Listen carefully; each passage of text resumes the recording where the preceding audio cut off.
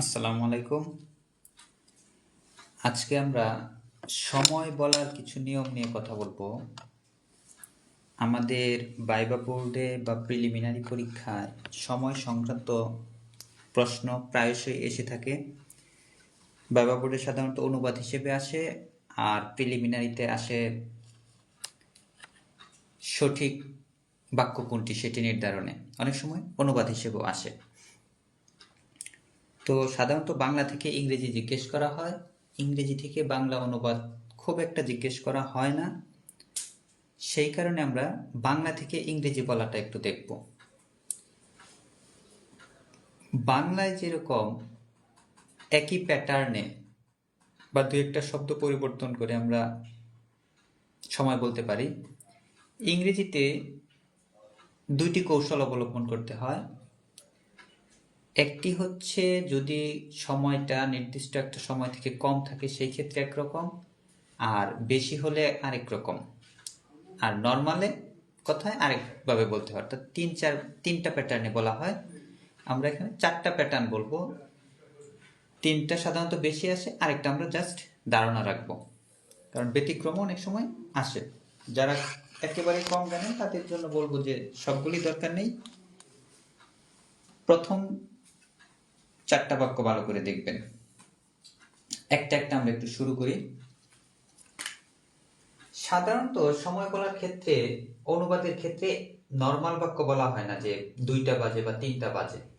একটু আগে পরে একটু সময় কমিয়ে বা বাড়িয়ে বলা হয়। যেমন যদি আমরা বলি, প্রথম বাক্যটা একটু দেখি, এখন 10টা বাজতে 5 মিনিট বাকি। অর্থাৎ শুধু 10টা বলা হয়নি, 10টা বাজতে 5 মিনিট বাকি।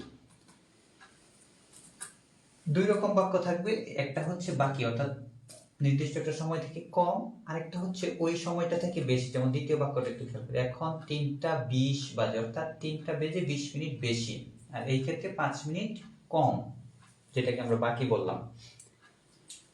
তো একটা বাক্য মনে রাখবেন বা একটা শব্দ, যে বাকির ক্ষেত্রে আমরা সাধারণত টু ইউজ করি, আর যদি বেশি বাজে অর্থাৎ 3টা 20, 3টা 15, 3টা 25, সেই ক্ষেত্রে আমরা পাস্ট শব্দটা ইউজ করি। দুইটা শব্দ আমাদের মনে রাখতে হবে। অর্থাৎ যখনই বাকি শব্দটা আসবে তখন আমরা টু ইউজ করব, আর নির্দিষ্ট সময় থেকে বেশি যখন বাজবে, এত মিনিট বেশি, তখন আমরা পাস্ট ইউজ করব। বাক্যগুলি করলে আমরা বুঝতে পারব। আচ্ছা, আমরা বাক্যটা দেখি। এখন 10টা বাজতে 5 মিনিট বাকি। দুইটা সংখ্যাবাচক শব্দ, একটা হচ্ছে 10, একটা হচ্ছে 5। মনে রাখবেন যেটা মেইনলি ঘন্টার সময় অর্থাৎ 10টা, এইটা, আর এটা হচ্ছে মিনিট 5। দুইটা প্যাটার্নে আপনি মনে রাখতে পারেন যে প্রথমে আমরা মিনিট বলবো, তারপরে ঘন্টা বলবো। অর্থাৎ প্রথমে হচ্ছে মিনিট, সেকেন্ড পজিশনে হচ্ছে ঘন্টা, অর্থাৎ ছোট থেকে বড় বলবো। আর এটাও যদি আমাদের মনে না থাকে, আরেকটা প্যাটার্ন হচ্ছে ক্রস, যেটা পরে সেটাই দেখেন আগে লিখছি, আর যেটা আগে সেটা পরে লিখছি। সাধারণত বাংলা বাক্যে ঘন্টা আগে থাকে, মিনিট পরে থাকে, আর ইংরেজি বাক্যটা উল্টাভাবে লিখবেন। অনেক সময় কনফিউশন হয় যে কোনটা আগে কোনটা পরে। অনেকে এটাকে বলা শুরু করবে যে ইট ইজ 10 to 5, অর্থাৎ কনফিউশনে পড়ে যাই আমরা। যাতে এইটা না হয় সেজন্য আমাদের কাজ হচ্ছে উল্টাভাবে লেখা, যে এটা প্রথমে ছিল, এটা পরে লিখবো, এটা আগে লিখবো। আচ্ছা, আর যদি তা মনে না থাকে যে আমরা প্রথমে মিনিট লিখবো তারপর ঘন্টা লিখবো। 10টা বাজতে 5 মিনিট বাকি, ইট ইজ 5 to 10, যত মিনিট বাকি সেটা আগে লিখবো টু দিয়ে, পরে ঘন্টা লিখবো। এরকম হতে পারে 15 মিনিট, 15 to 10, 20 to 10, যা হয়। পরের বাক্যটা খেয়াল করেন, এখন 3টা 20 বাজে বা 3টা বেজে 20 মিনিট। বাংলা দুইভাবেই বলা যায়, এখন 3টা 20 বাজে অথবা 3টা বেজে 20 মিনিট। একই প্যাটার্ন। এই যে 20, এটা ছিল মিনিট, এটাকে আমরা আগে লিখলাম ছোটটা, 3টা এটা ছিল ঘন্টা, এটাকে পরে লিখলাম। অথবা অন্যভাবে যদি দেই যে 20 পরে ছিল বাংলা, এটাকে আগে লিখলাম, আর 3 আগে ছিল, এটা পরে লিখলাম। It is 3:20। এসব ক্ষেত্রে আপনি যদি মনে করেন এখানে মিনিটও দিতে পারেন, 20 মিনিট যদি আপনি লিখতে চান, লেখার তো জায়গায় শর্ট, এখানে মিনিটস দিতে পারেন। আবার আরেকটা ওয়ার্ড লাস্টে দিতে পারেন, নাও। ইট ইজ 3:20 নাও। না দিলেও বাক্য হয়ে যাবে, দিয়ে দিলে সবচেয়ে ভালো। এখন 3:45 বাজে, এই 3:45 শব্দটার ইংরেজিটা আমাদের জানতে হবে। অর্ধেক ইংরেজি হচ্ছে হাফ, আর 3:45 ইংরেজি হচ্ছে কোয়ার্টার। একই প্যাটার্ন, 3:45 যেহেতু 15 মিনিট বাকি, সেজন্য আমরা 2 দিয়ে বাক্যটা লিখলাম। It is 3:45। এই যে আমরা নাও সহ লিখেছি। এখানে 3:45 যেহেতু আপনি 15 মিনিটসও লিখতে পারতেন,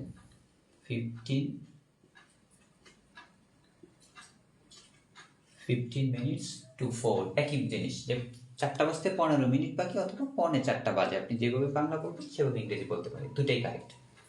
তারপর 15 মিনিট বেশি হলে আমরা যেটা বলি বাংলায়, 5:15 বাজে। It is 4:15। এই যে যেটা বেশি হবে সেক্ষেত্রে আমরা পাস্ট ইউজ করলাম। এখানে যেরকম 3:20 বলেছিলাম, 5:15 নাও। এখন 5:15 বাজে। আচ্ছা, 15 মিনিটের যে পোর্শনটা সেটা 15 ছিল। আবার অর্ধেকের একটা পোর্শন আছে, যে এখন 3:30 বাজে, অথবা 3:30 বাজে আমরা যেটাকে বলি। যদি অর্ধেক হয় সেই ক্ষেত্রে হবে ইট ইজ 3:30, যেহেতু 30 মিনিট পার হয়ে গেছে বেশি, এই জন্য 3:30 নাও।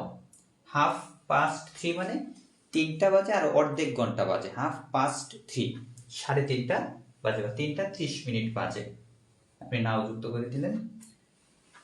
এখন একেবারে প্লেন যদি বলে, অর্থাৎ কোনো মিনিট ব্যাপার না, জাস্ট কয়টা বাজে, এখন 11টা বাজে।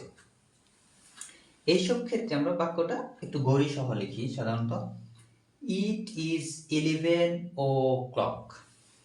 ইট ইজ 11 o'clock, এখন 11টা বাজে। বা আপনি 10টা বাজে, ইট ইজ 10 o'clock। 5টা বাজে, ইট ইজ 5 o'clock। অনেক সময় বাক্যটা এরকম জিজ্ঞেস করে, আমার ঘড়িতে, অর্থাৎ যদিও সবগুলি ঘড়িতেই বাজতেছে, কিন্তু বাংলাতে অনেক সময় বলে দেয় যে আমার ঘড়িতে 2টা বাজে। সেক্ষেত্রে আমরা ঘড়িটা সহ ইংরেজি করবো এভাবে, ইট ইজ, একটু ঠিক আগের মতোই, 2 o'clock, 2টা বাজে। ইট ইজ 11 o'clock এর মতো ইট ইজ 2 o'clock। এখন যেহেতু আমার ঘড়িতে বাজে, দুই ধরনের হয়, দুইভাবে আমরা লিখতে পারি, on watch, by my watch. আমার ঘড়িতে বাজে, বাই দিলে বোঝা যায় আমার ঘড়ি অনুসারে এখন 2টা বাজে, আর অন মাই ওয়াচ দিলে আমার ঘড়িতে 2টা বাজে।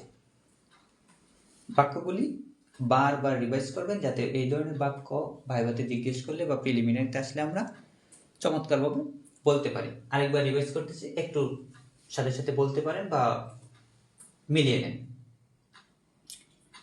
এখন 10টা বাজতে 5 মিনিট বাকি। বাকির ক্ষেত্রে আমরা 2 ইউজ করব। It is 5 to 10। ইংরেজি বাক্যে মিনিটটা আগে লিখবো, ঘন্টাটা পরে লিখবো। 5 মিনিট যেহেতু 5 আগে লিখেছি, ইট ইজ 5 to 10। দ্বিতীয় বাক্য, এখন 3:20 বাজে, অর্থাৎ 3টা বেজে 20 মিনিট।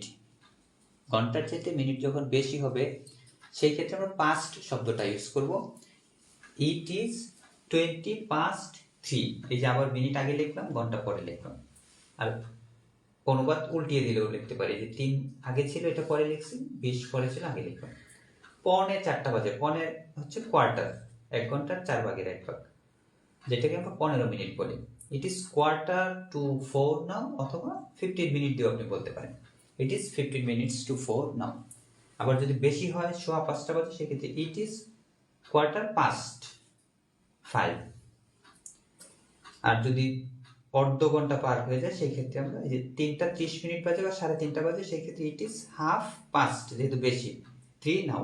একেবারে প্লেন যদি জিজ্ঞেস করে, ইট ইজ 11 o'clock, অর্থাৎ 11টা বাজে। আর যদি ঘড়ি সহ জিজ্ঞেস করে, আমরা বাই মাই ওয়াচ দিতে পারি, অন মাই ওয়াচ দিতে পারি, দুটোই কারেক্ট, তবে চেষ্টা করবেন অন ইউজ করতে। তো সবাইকে ধন্যবাদ। আশা করি সময় বলার ক্ষেত্রে আপনাদের আর কোনো সমস্যা থাকবে না। ঠিক আছে, আপনাদের প্রস্তুতি ভালো হোক। আর যদি আপনাদের পড়াশোনা না হয় তাহলে দেখবেন সবার ঘড়িতেই 12টা বেজে আছে, জীবনেও 12টা বেজে থাকবে। যাতে 12টা না বাজে সেজন্যে সময়কে কাজে লাগান এবং সাফল্যে এগিয়ে থাকুন।